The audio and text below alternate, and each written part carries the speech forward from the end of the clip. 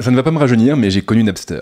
Pas sa seconde version, hein, la première, la toute première, celle qui a fait découvrir Internet aux ayants droit. Avant lui, il était compliqué de télécharger de la musique, il fallait se rendre sur IRC ou sur des newsgroups spécialisés et récupérer des dizaines et des dizaines de morceaux de fichiers pour ensuite reconstituer le MP3 tant désiré. Et ça, c'était en supposant qu'un fichier corrompu ne s'était pas glissé dans le lot.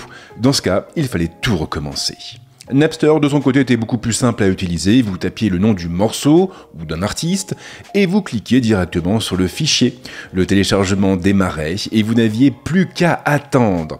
Il fallait en revanche compter entre une demi-heure et une heure pour chaque MP3 en fonction de la connexion. Alors bien sûr, à l'époque, on ne se plaignait pas parce que la seule autre alternative, c'était d'aller chez le disquaire pour acheter des cassettes ou des CD. Et pour avoir ce choix, eh bien, il fallait avoir de l'argent. Et forcément, quand vous n'en avez pas, vous apprenez à vous débrouiller, quitte à flirter parfois avec l'illégalité.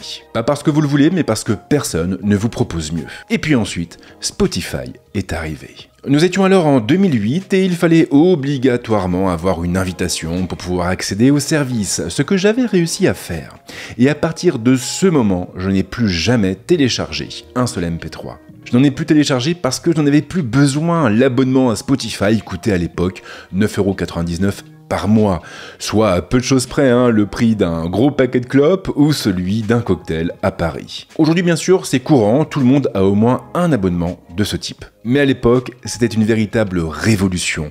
La guerre faisait rage depuis des années entre les ayants droit et les vilains pirates. Forcément, personne ne s'attendait à une trêve. Mais surtout, personne ne pensait qu'il était possible de concilier Internet et la musique. Absolument personne, du moins à part quelques visionnaires comme Daniel Ek, en Suède. Spotify a donc changé ma vie et ma manière de consommer de la musique. Plus besoin de longues heures pour télécharger une chanson, un clic suffisait.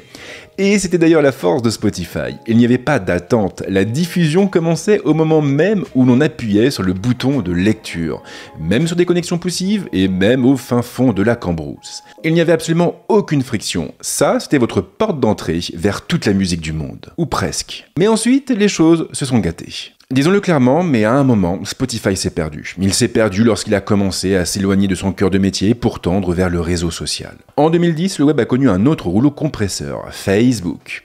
Après quelques années compliquées, le réseau social a en effet commencé à rencontrer un franc succès auprès des internautes de tout âge et de toute confession. À un point tel que les plus grands écrivains et les plus grands réalisateurs lui ont consacré des livres et des films. Mais tout a vraiment changé le 12 mai 2012 lorsque l'entreprise de Mark Zuckerberg a réalisé la plus grosse introduction en bourse de l'histoire des valeurs technologiques. Le record de tous les records qui lui a même permis de battre General Motors en son temps. À partir de ce moment, tout le monde a compris que les réseaux sociaux pouvaient rapporter gros, à commencer par Spotify. Daniel Ek et ses développeurs ont donc commencé à ajouter des fonctions sociales au service dans ces années-là, avec une version majeure lancée en 2010. Une version qui apportait plusieurs fonctions clés, comme la possibilité de trier des morceaux, d'intégrer sa propre bibliothèque ou encore de retrouver ses amis Facebook. L'intérêt de la chose était évident, on pouvait enfin partager de la musique de manière parfaitement légale. On pouvait effectivement voir les nouvelles listes de lecture de nos camarades ou encore leur envoyer les liens de nos titres préférés. 2 ans plus tard, en 2012, Spotify a remis le couvert, cette fois en intégrant une section de découverte et surtout en permettant aux utilisateurs de suivre leurs artistes préférés, pour recevoir par exemple une alerte lors de la sortie d'un nouvel album, un peu à la manière de ce que propose Twitter. Cette mutation s'est poursuivie les années suivantes. Spotify a commencé à vouloir diversifier son catalogue. L'entreprise a donc ajouté les podcasts, puis les événements live. Et si l'on en croit les informations dont on dispose, la plateforme devrait aussi accueillir prochainement des clips vidéo. Une diversification qui ne semble cependant pas faire la joie de tout le monde.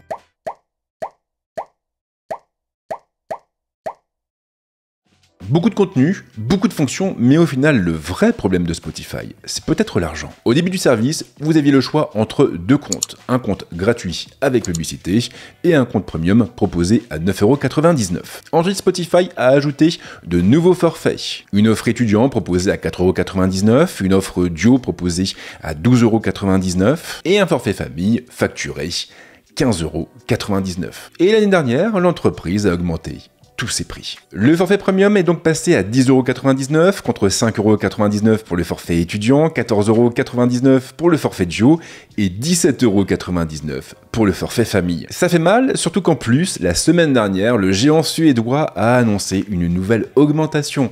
Une augmentation qui cette fois-ci ne concerne que la France. Elle est effectivement conditionnée par la fameuse taxe streaming voulue par le gouvernement français.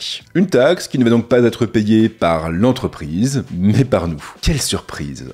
Des prix qui s'envolent donc, une stratégie qui part un peu dans tous les sens, et au final, des concurrents qui se frottent les mains. À commencer par Apple Music. Apple Music est arrivé sur le marché en 2015, soit des années après Spotify, et ce serait bien entendu une erreur de le sous-estimer. Ce serait une erreur pour une raison assez évidente, Apple a été précurseur sur le numérique. Et oui. Pour le comprendre, il faut revenir en arrière et se replonger dans l'histoire tourmentée de l'entreprise. Dans les années 90, beaucoup pensaient qu'elle était condamnée. Les ventes de Mac peinaient à décoller et des conflits internes minaient le moral des troupes. Steve Jobs avait même été poussé vers la sortie suite à un conflit l'opposant à John Sculley. Mais en 2001, tout a changé. Tout a changé parce que l'entreprise a présenté un produit proprement révolutionnaire. Le tout premier iPod. Un produit qui a marqué la fin de l'ère des Walkman et des laserdiscs. C'était vraiment une autre époque. C'était totalement fou, hein, mais la vraie annonce était ailleurs. Il s'agissait d'iTunes, un tout petit logiciel permettant aux utilisateurs de Mac de gérer facilement leur bibliothèque et d'acheter de la musique. iTunes qui a aussi été lancé en 2001 et donc quelques années avant les services de streaming musical que vous connaissez. Et d'une certaine manière, Apple Music ne serait pas Apple Music si iTunes n'avait pas été iTunes. Apple a compris à l'époque une chose fondamentale. Si les supports doivent évoluer, le sens doit rester le même. Contrairement à Spotify, Apple Music ne cherche donc pas à se positionner sur tous les fronts. Il se focalise sur la musique. Rien que sur la musique. Le catalogue du service n'a donc rien à envier à celui de son homologue suédois. Il compte 100 millions de titres contre 80 millions pour ce dernier. Mais ce n'est cependant pas sa seule force. Apple Music a aussi eu l'intelligence de miser sur l'écoute. Et ce au travers de deux technologies, l'audio spatial et le lossless, soit l'audio sans perte. Deux fonctions qui sont nativement proposées sur l'ensemble de ces forfaits. Spotify, de son côté, s'en tient pour le moment à des formats plutôt standards. Et si le géant suédois travaillerait bien sur une offre sans perte, cette dernière devrait être proposée par le biais d'un nouveau forfait encore plus cher que ceux actuellement présents à son catalogue.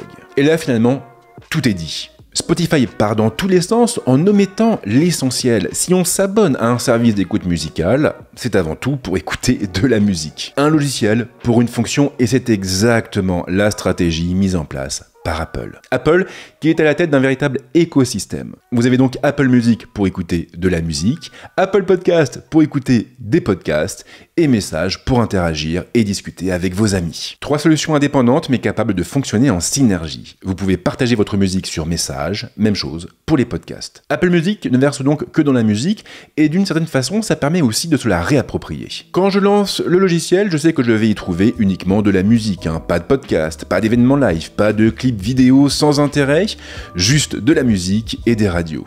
Apple ne cherche pas à vous garder captif sur sa plateforme, Apple vous donne simplement un accès à votre contenu. Et c'est d'ailleurs ce qui a poussé l'entreprise à lancer Apple Music Classical. La musique classique a toujours été un genre un peu à part. Elle a une valeur historique bien sûr, mais elle cible surtout un public très différent. Des mélomanes avertis qui ont des besoins spécifiques et qui peuvent, au travers de cette application, avoir accès à des outils pensés pour eux.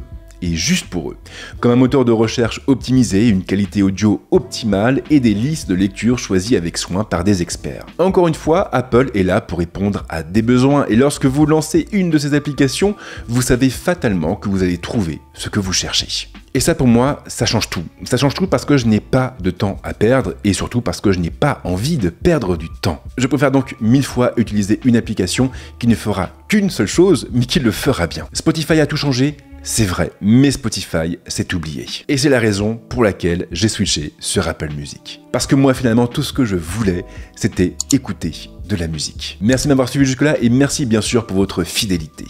Ciao.